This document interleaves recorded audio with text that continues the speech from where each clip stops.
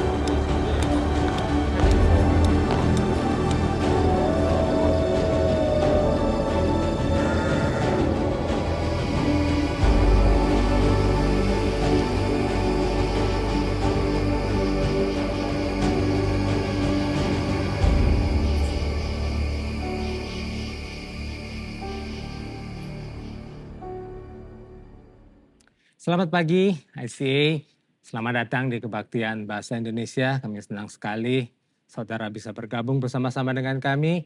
Nama saya Afong dan kita sudah menyelesaikan seri dari dalam di mana kita sudah banyak berbicara tentang karakter. Dan karakter ini berbicara tentang sesuatu yang dari dalam. Sesuatu yang lebih sering tidak kelihatan daripada sesuatu yang kelihatan. Mungkin kalau kita kembali kepada perumpamaan di mana kita menggunakan satu bangunan ini berbicara tentang bagaimana kita membangun satu pondasi. Satu pondasi yang kuat, satu pondasi yang dalam. Ini juga berbicara tentang perjalanan kerohanian kita.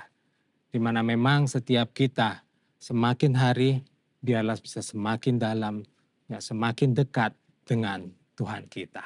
Nah, saya percaya ini adalah sesuatu proses yang memang tidak terjadi dalam satu hari ya. Karena perjalanan ini memerlukan satu waktu yang memang kadang-kadang itu cukup lama bagi setiap kita. Nah, setiap kita juga mungkin berada di dalam tingkat yang berbeda-beda. Bukan untuk dalam hal kita membandingkan satu sama lain, tapi saya percaya ini adalah untuk supaya kita bisa saling menguatkan. Di mana saudara yang mungkin lebih mengenal atau lebih dalam pengetahuannya bisa membantu mereka yang baru-baru aja mengenal tentang Tuhan. Dan Tuhan itu juga menghargai, Tuhan itu juga melihat setiap saudara. Dimanapun saudara berada, Tuhan itu akan datang kepada saudara. Tuhan itu akan mencari saudara juga.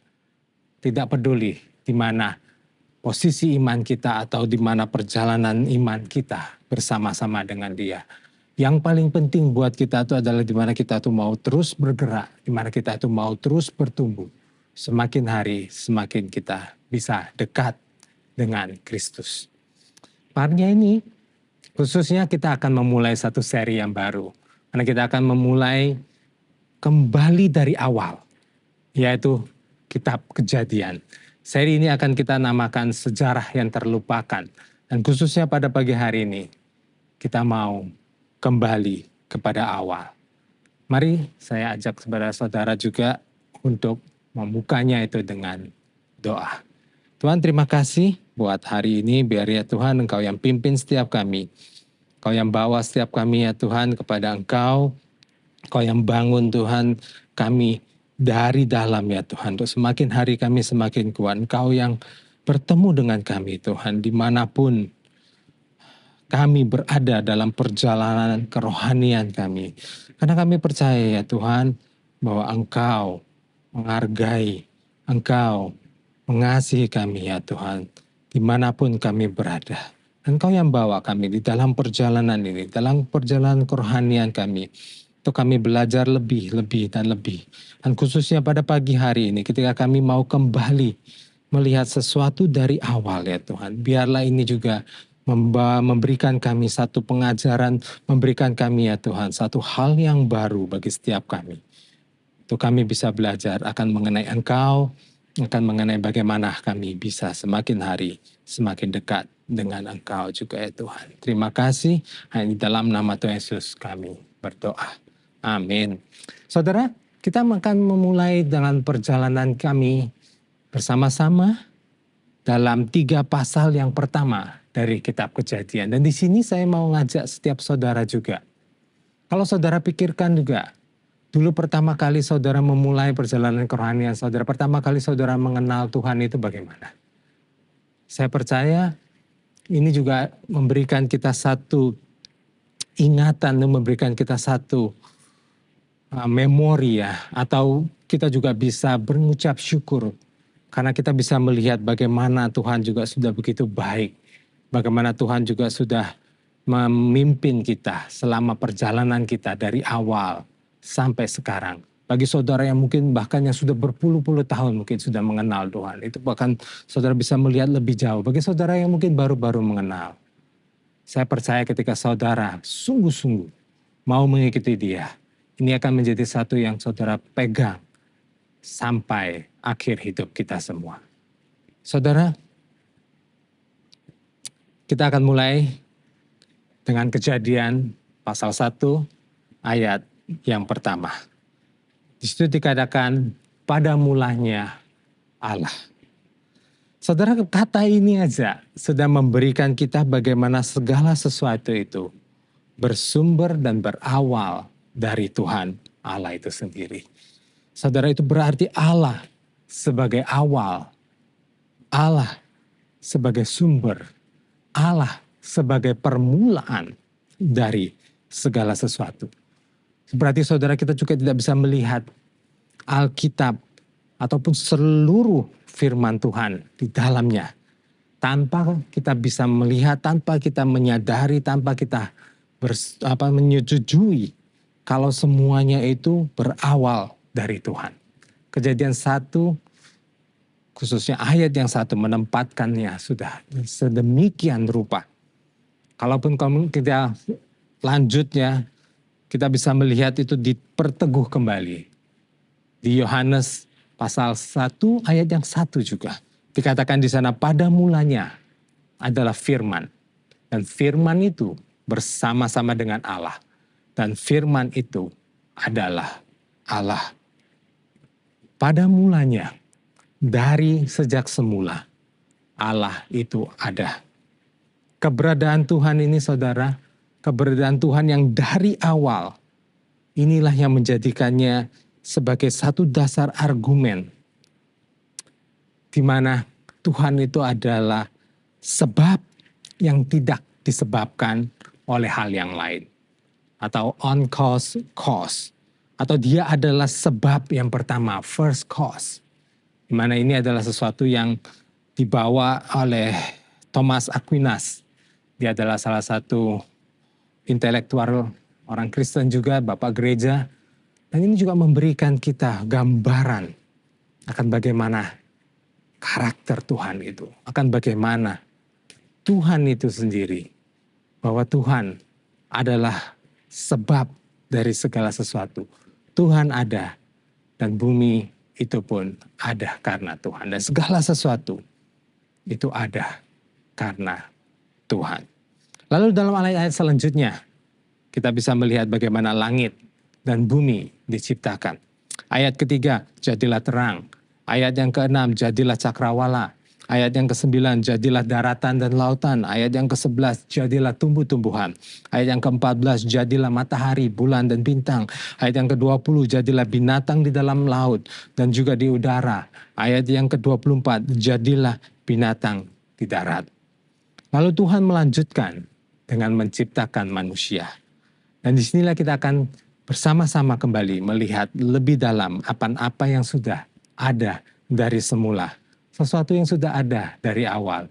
Pada waktu kita melihat kembali dari 3 pasal ini, kita akan melihat pelan-pelan beberapa hal yang kita mau bagikan dengan saudara, yang kita percaya adalah apa yang menjadi rencana Tuhan juga bagi setiap kita. Kita lihat di pasal 1 ayat yang ke-26 sampai yang ke-28. Dikatakan, berfirmanlah Allah, baiklah kita menjadikan manusia menurut gambar dan rupa kita, supaya mereka berkuasa atas ikan-ikan di laut dan burung-burung di udara, dan atas ternak, dan atas seluruh bumi, dan atas segala binatang melata yang merayap di bumi. Maka Allah menciptakan manusia itu menurut gambarnya, menurut gambar Allah diciptakannya dia, laki-laki dan perempuan diciptakannya mereka. Allah memberkati mereka, lalu Allah berfirman kepada mereka, beranak cuculah dan bertambah banyak, penuhilah bumi dan taklukkanlah itu, berkuasalah atas ikan-ikan di laut dan burung-burung di udara dan atas segala binatang yang merayap di bumi. Saudara, kita mau berhenti sejenak di sini karena saya mau saudara dan saya, kita mau sama-sama paham satu hal dulu. Kita mau sama-sama setuju. Kita mau sama-sama punya pemikiran yang sama dulu. Kalau segala sesuatu yang diciptakan itu diciptakan dari sedari mula dengan tujuan akhir di dalam pikiran penciptanya. Saya mau kasih contoh yang praktikal aja.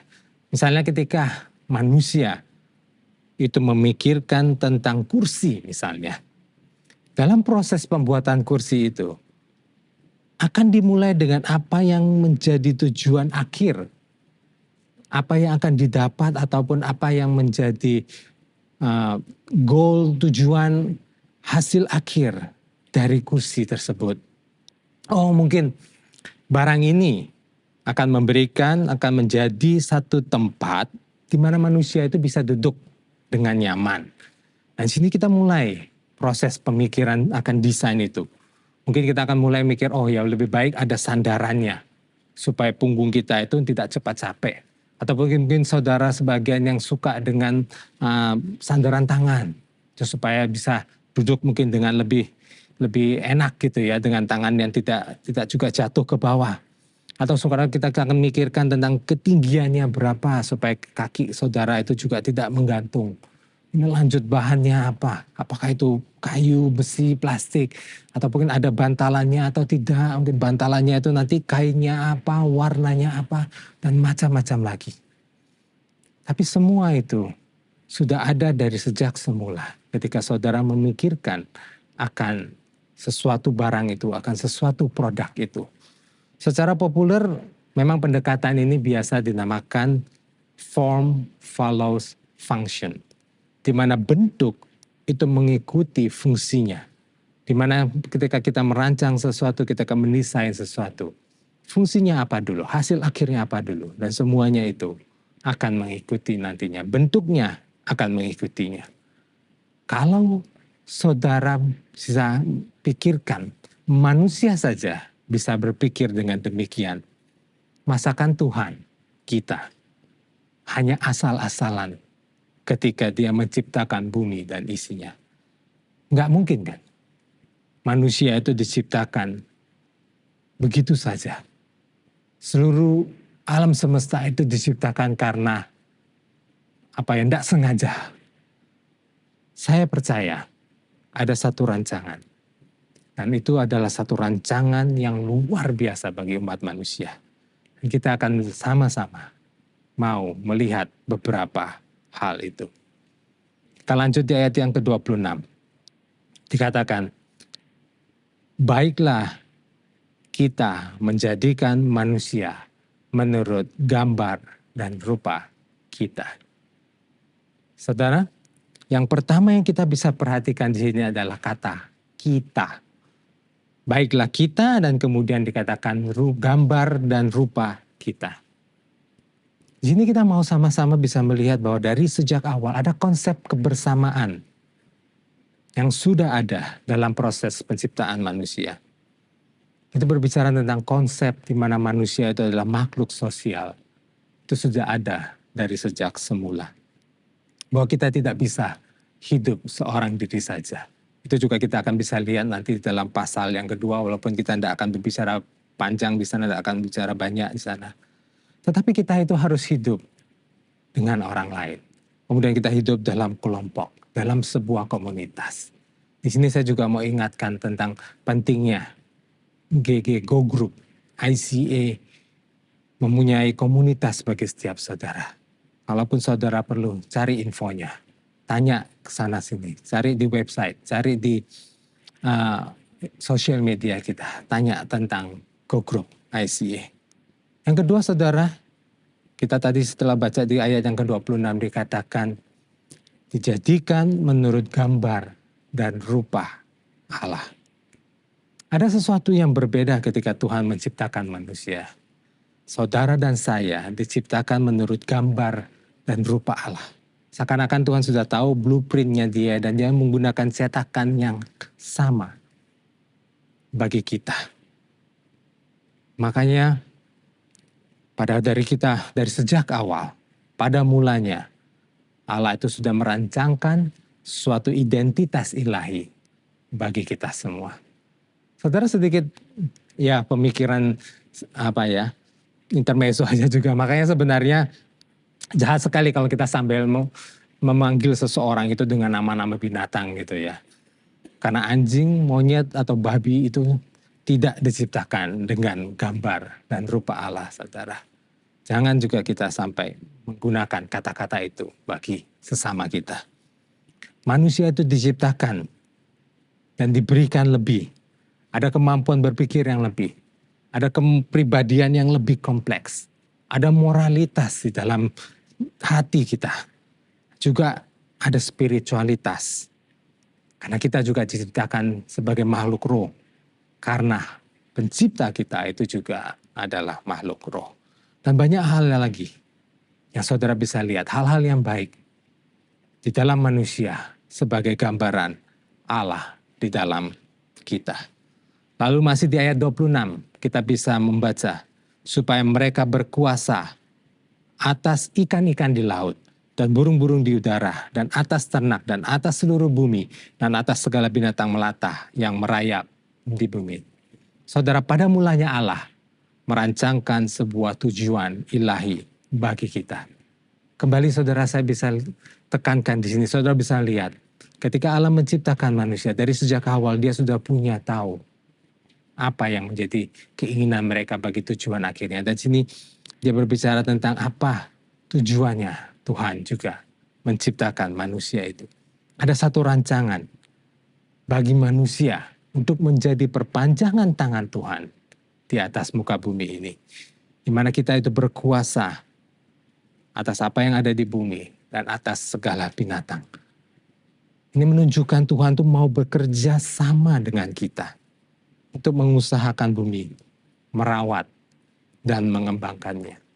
Saudara kita, kalau kita sudah diberi tempat tinggal di atas muka bumi ini, itu juga berarti kita harus bertanggung jawab untuk menjaganya, mengusahakannya untuk menjadi tempat yang lebih baik bagi semua orang. Lalu di ayat 27 dikatakan, menurut gambar Allah diciptakannya dia, laki-laki dan perempuan diciptakannya mereka. Saudara, menarik untuk kita perhatikan kalau tidak dikatakan kalau hanya laki-laki aja yang diciptakan menurut gambar Allah. Tetapi perempuan juga. Jadi itu berarti bahwa Tuhan dengan sengaja menempatkan apa yang Tuhan rancangkan, apa yang Tuhan kehendaki dalam diri laki-laki. Dan dia juga menempatkan sesuatu apa yang dia rancangkan, apa yang menjadi dia kehendaki bagi perempuan dalam tingkatan yang sama. Mungkin memang secara biologis, secara fisiologis, laki-laki dan perempuan keduanya berbeda. Tetapi keduanya mempunyai gambar Allah yang sama. Di mana roh Allah juga mau berdiam di kedua-keduanya. Di laki-laki maupun perempuan. Dan tidak ada perbedaan di situ.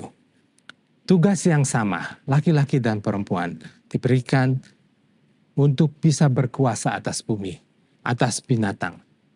Dan itu berarti saudara bukan berkuasa atas satu sama lain. Karena Tuhan dari sejak awal menginginkan manusia untuk bisa saling bekerja sama. Satu sama lain. Untuk bersama-sama mengusahakan bumi. Dimulai dari laki-laki yang pertama dan perempuan yang pertama dulu.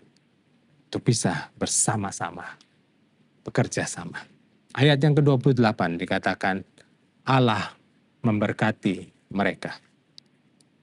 Pada mulanya Allah merancangkan sebuah berkat ilahi bagi kita semua. Saudara, ini adalah hal yang luar biasa, saya percaya. Karena kadang-kadang kita lupa bahwa berkat Tuhanlah yang memampukan kita untuk bisa melakukan apa yang menjadi tujuannya dalam hidup kita. Bahkan, saudara, kita bisa melihat di sini. Bahkan sebelum manusia itu sendiri melakukan apapun bagi Tuhan, Tuhan sudah memberkati mereka. Karena itu adalah hal yang pertama yang dilakukan Tuhan setelah manusia diciptakan. Adalah Tuhan memberkati mereka. Dan itu berarti kita bahkan belum sempat melakukan apa-apa. Kita diberkati Tuhan. Supaya kemudian kita, manusia, umat manusia itu bisa bekerja mengusahakan bumi dan isinya. Dan pada akhirnya itu menjadi tempat yang lebih baik. Dan itu bisa menjadi berkat bagi orang yang lain juga. Saudara dan saya ingat selalu, kalau kita diberkati Tuhan, itu adalah supaya kita juga bisa menjadi berkat bagi banyak orang yang lain. Kejadian 1 ayat yang ke-31. Dikatakan, maka Allah melihat segala yang dijadikannya itu sungguh amat baik. Saudara, kita bisa melihat pada mulanya Allah rancangkan perkenanan ilahi bagi kita semua. Saudara, tidak ada rancangan yang lebih baik, saya percaya, yang saya bisa pikirkan selain dari rancangan Allah. Karena bagaimana saudara kita bisa melawan atau menyaingi atau bisa sampai pada tahap kemampuan berpikir seorang Tuhan itu sendiri ya. Kita bisa memikirkan untuk menciptakan satu rancangan yang terbaik, misalnya satu rumah atau satu teknologi. Tapi saya percaya Tuhan itu pasti merancangkan sesuatu yang lebih dari yang kita bisa, lebih daripada yang kita mampu. Dari sejak awal, saya percaya saudara, Tuhan itu sudah memikirkan rancangan yang terbaik. A masterpiece, sebuah mahakarya.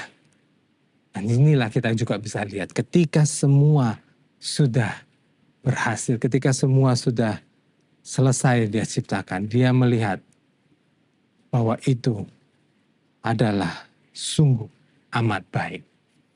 Tuhan puas sekali dengan apa yang menjadi hasil akhirnya.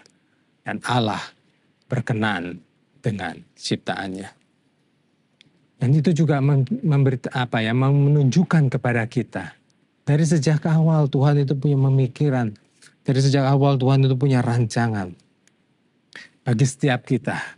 Untuk menjadi bagian dari keluarga besarnya dia. Jadi bagian dari kerajaan surga. Untuk menjadi anak-anak Allah. Untuk menjadi perpanjangan tangannya. Untuk menjadi orang-orang yang dia mau bekerja sama. Dan itu juga berbicara tentang bagaimana dia mau percaya. Karena saya percaya adalah orang yang dia bisa percaya. untuk dia mau ajak kerjasama. Dan juga berarti dia berkenan kepada kita. Karena kita adalah orang-orang yang mau dia percayakan atas ciptaannya yang lain. Manusia adalah orang-orang kepercayaan dia. Orang-orang yang dia berkenan. Dan konsep-konsep ini, saudara, adalah konsep-konsep yang saya mau ajak setiap saudara untuk bisa kita renungkan kembali bersama-sama.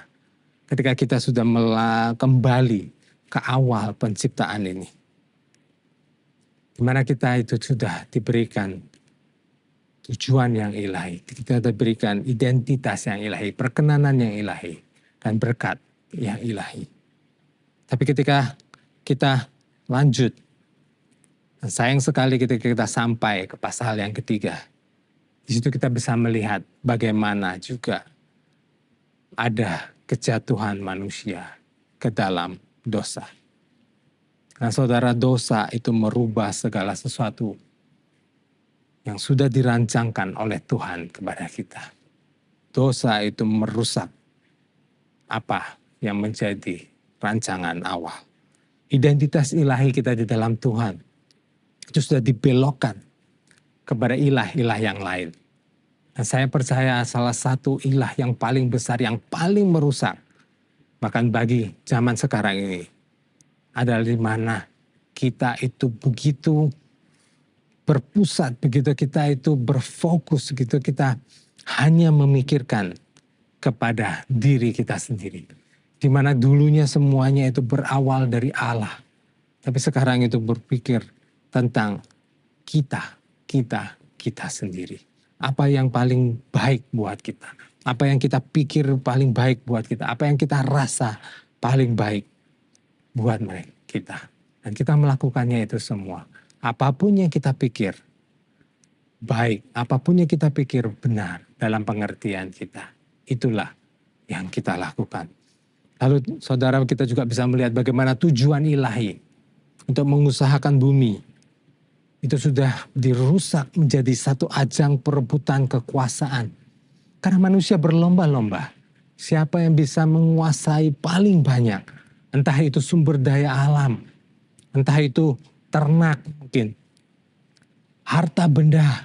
Ataupun tanah. Dan saudara, itulah di mana perang terjadi. Konflik kepentingan terjadi.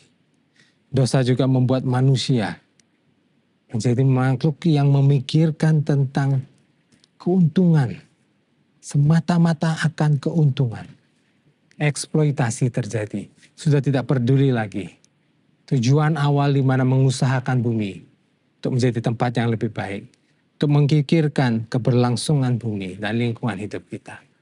Tapi dirusak menjadi satu kecenderungan di mana manusia hanya memikirkan keuntungan saja. Sudah tidak peduli lagi.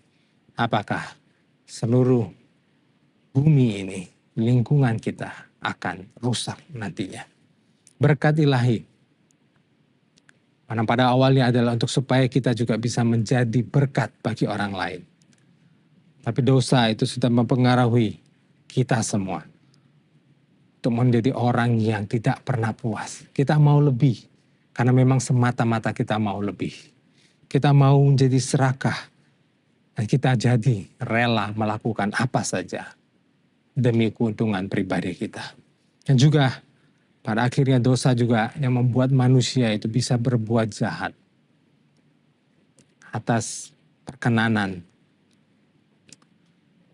Saudara, kita juga bisa melihat kejahatan itu terjadi ketika kita mulai hanya berpikiran tentang perketanan atas manusia, tidak lagi atas perkenanan akan Tuhan. Kejahatan itu ada, mulai terjadi. Karena kita begitu haus akan perkenanan dari manusia yang lain. Bukan lagi perkenanan akan Tuhan. Berapa banyak dari kita di era sosial media ini, di mana kita itu begitu fokus akan berapa banyak likes yang kita suka. Sesuatu yang kita post, sesuatu yang kita jadikan story kita. Apakah itu menjadi sesuatu yang banyak orang suka atau tidak. Nah, kalau kita mau tarik lebih jauh lagi, di dalam pasal yang keempat ya. Ini memang agak jauh ke depan. Tapi kita bisa melihat bagaimana dosa itu sudah mulai memasuki manusia. Bahkan cerita akan Kain dan Habel itu berbicara tentang bagaimana kita mulai cemburu akan perkenanan Allah atas sesama kita. Dosa merusak segala sesuatu yang sudah dirancangkan Tuhan dari semula. Segala sesuatu yang dilihat Tuhan sungguh amat baik, akhirnya harus hilang. Menjadi apa yang dikatakan sebagai kejahatan di mata Tuhan. Tetapi saudara, untungnya rancangan Tuhan bukanlah rancangan kita. Dan pemikiran Tuhan bukanlah pemikiran kita. Kita akan melihat bagaimana di ayat selanjutnya di Kejadian 3 ayat 15. Ini kita bisa melihat bagaimana jalan-jalan Tuhan itu adalah lebih tinggi dari jalannya kita manusia. Kejadian pasal yang ketiga ayat 14 sampai yang ke-15. Kita baca, lalu berfirmanlah Tuhan Allah kepada ular itu. Karena engkau berbuat demikian, terkutuklah engkau di antara segala ternak dan di antara segala binatang hutan.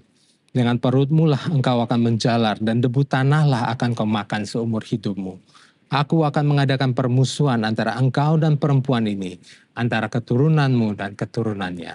Keturunannya akan meremukkan kepalamu dan engkau akan meremukkan tumitnya.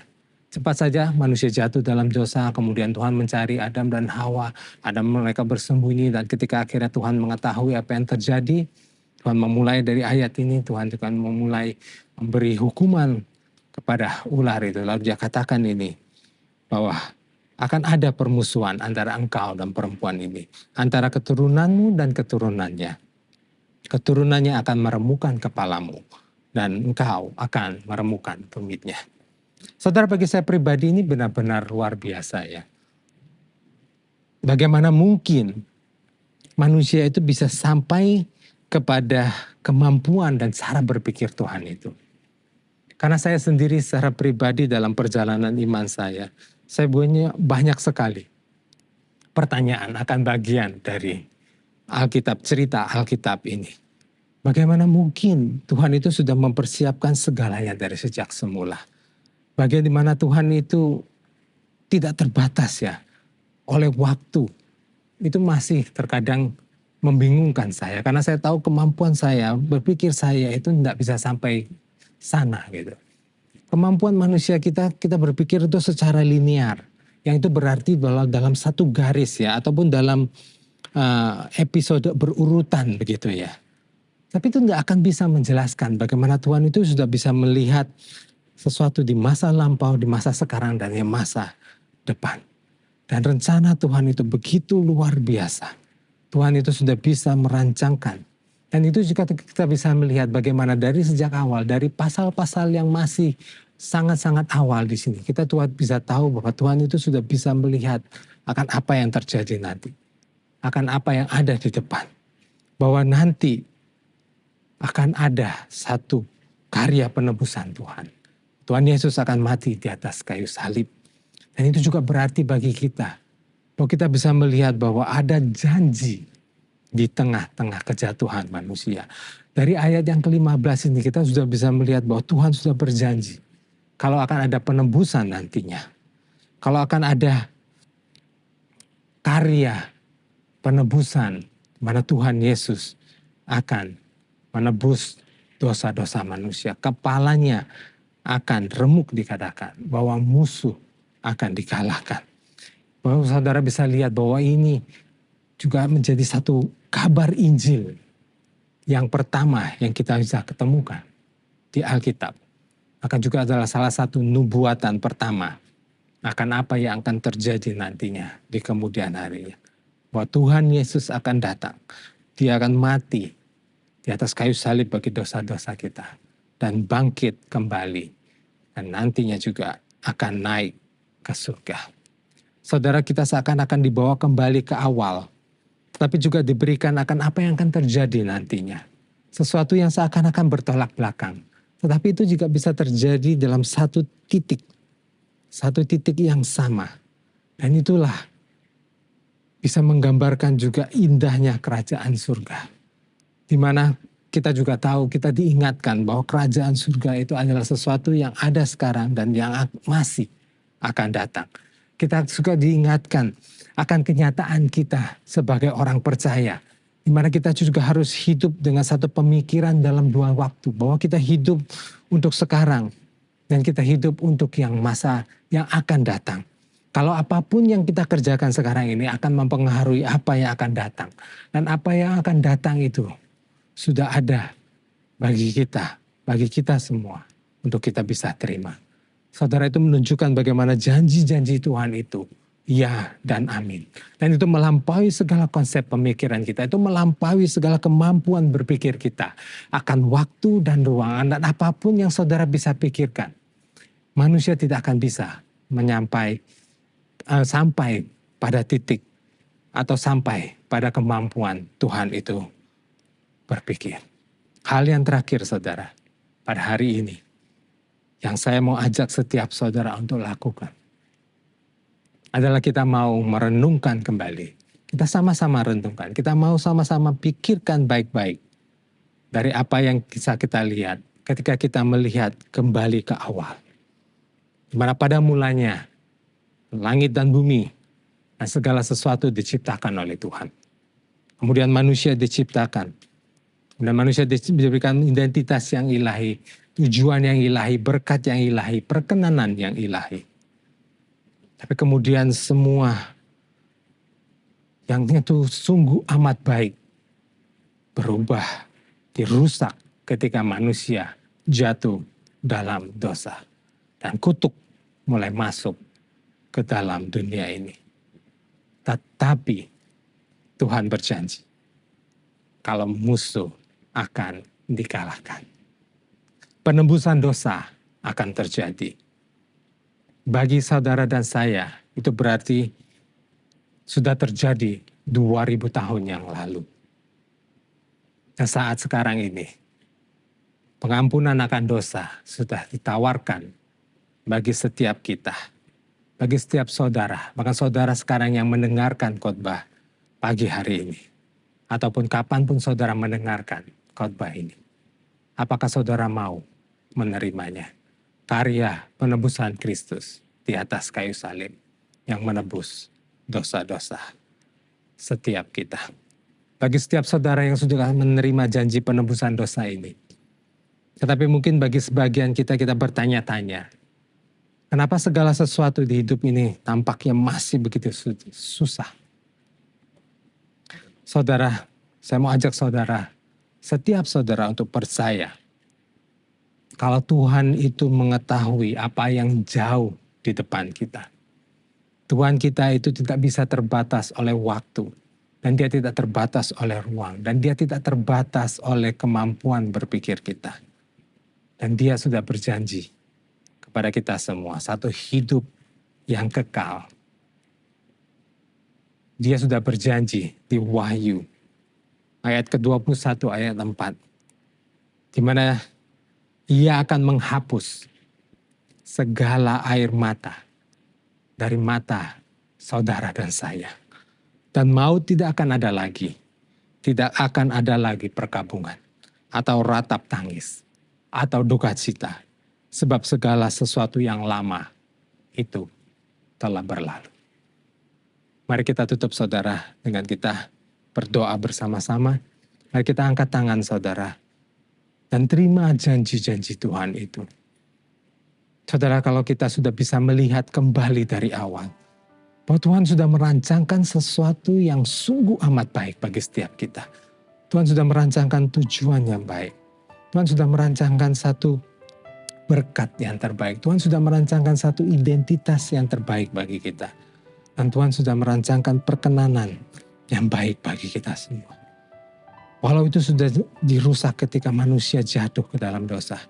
Tapi sekali lagi kami bisa melihat Tuhan akan kebaikan-Mu, akan kasih-Mu bagi manusia. Mana Engkau menawarkan akan penebusan. Engkau menawarkan akan pemulihan bagi setiap kita. Dan janji-Mu itu sudah Engkau nyatakan ketika Tuhan Yesus datang ke atas bumi ini dan dia mati di atas kayu salib bagi setiap kita. Dan sekali lagi bagi setiap kita, Kau sudah berjanji akan hidup yang kekal, akan sesuatu yang jauh lebih baik dari apa yang ada yang sekarang. Segala kesusahan kami itu akan berlalu, segala sesuatu Tuhan akan berlalu. Biarlah kita mau hidup dengan memegang janji-janji ya Tuhan, janji-janji-Mu pada setiap kita. Dan kita bisa hidup, bisa melihat untuk apa yang ada sekarang dan apa yang ada di kemudian hari. Dan kita bisa melihat bahwa apapun yang kita lakukan sekarang itu akan mempengaruhi apa yang ada yang di depan. Dan kita mau memilih kekekalan itu Tuhan. Saya berdoa bagi setiap kita, bahkan bagi setiap kita yang bergumul, biarlah kita mau kembali untuk bisa memilih hidup kekekalan. Karena apapun yang kita pilih di atas bumi ini, mungkin tampaknya begitu susah, mungkin tampaknya itu akan menyakitkan bagi kita. Tapi apakah itu akan memberikan atau menghasilkan kekekalan? Apakah itu adalah keputusan yang akan membawa kita kepada hidup yang kekal? Saya berdoa bagi setiap saudara untuk bisa tetap kuat. Saya berdoa bagi setiap saudara untuk bisa memutuskan, memilih jalan yang terbaik dan memilih jalan hidup kekekalan itu. Terima kasih ya Tuhan. Hanya di dalam nama Tuhan Yesus kami berdoa. Amin. Amin. Terima kasih saudara-saudara bisa bergabung bersama dengan kami. Jangan lupa untuk bergabung bersama kami untuk minggu-minggu ke depan. Karena kami akan meneruskan seri-seri ini untuk beberapa minggu ke depan. Dan kita akan bersama-sama untuk melihat kembali di dalam kitab Kejadian. Kita akan mengupas beberapa hal yang menurut kita adalah sesuatu yang kita bisa bagikan kepada saudara. Sejarah-sejarah, hal-hal yang mungkin juga terlupakan bagi sebagian besar kita. Sampai ketemu dalam kesempatan selanjutnya. Kami senang Anda bergabung dengan ibadah ICA hari ini. Selamat berakhir pekan dan sampai jumpa minggu depan. Tuhan berkati Anda dan keluarga. Mari melayani Tuhan dengan talenta Anda. Berikut adalah beberapa posisi yang membutuhkan volunteer saat ini. ICA Kids, Social Media Team, Photographer, Mic Operator, dan Service Director. Silakan scan QR Code berikut ini untuk mendaftar dan tim rekrutmen kami akan menghubungi Anda. Natal segera tiba dan kami membuka kesempatan bagi Anda untuk bersama mempersiapkan perayaan Natal ICA tahun ini. Bila Anda ingin merasakan sukacita Natal sambil melayani bersama, silakan mengisi formulir di tautan ini dan pilih Christmas Production, lalu Anda dapat menemukan beberapa pilihan pelayanan. Kami membutuhkan banyak bantuan untuk merayakan kelahiran Yesus di tahun ini. Mari saling membantu dalam sukacita Natal. Kelompok kecil adalah cara terbaik untuk terhubung dan bertemu dengan lebih banyak teman di ICA. Apabila Anda belum tertanam dalam komunitas Go Group di ICA, silakan kunjungi website ICA atau buka dari aplikasi Church Center untuk menemukan Go Group yang tepat bagi musim kehidupan Anda saat ini. Mari bertumbuh melalui Go Group. ICA Prayer Service diadakan setiap hari Selasa pada pukul 6.30 sampai 7.30 malam lewat Zoom. Anda bisa mengunjungi Instagram kami @ICSBY untuk mendapatkan meeting ID-nya. Mari menyembah dan berdoa bersama. Memberikan persembahan menjadi semakin mudah. Silakan scan QR Code di layar dengan menggunakan aplikasi bank Anda atau kunjungi icasby.com/giving untuk informasi lebih lanjut. Kami rindu untuk bisa mendoakan Anda. Bagikan pokok doa Anda melalui tautan bit.ly/ICA Prayer Online dan bersama kita melangkah dan percaya bahwa Tuhan bekerja. ICA Surabaya mengadakan ibadah online dan juga ibadah onsite di hari Minggu. Ibadah bahasa Indonesia dilaksanakan pada jam 8 pagi dan ibadah bahasa Inggris dilaksanakan pada jam 10 pagi. Untuk mendapatkan lokasi gedung gereja kami ataupun link ibadah online, Anda dapat kunjungi website kami di www.icasby.com atau buka aplikasi Church Center Anda. Ikuti sosial media ICA Surabaya di YouTube, Facebook, Instagram, dan Spotify. Anda dapat menemukan berbagai informasi, playlist musik, video, renungan, dan lainnya.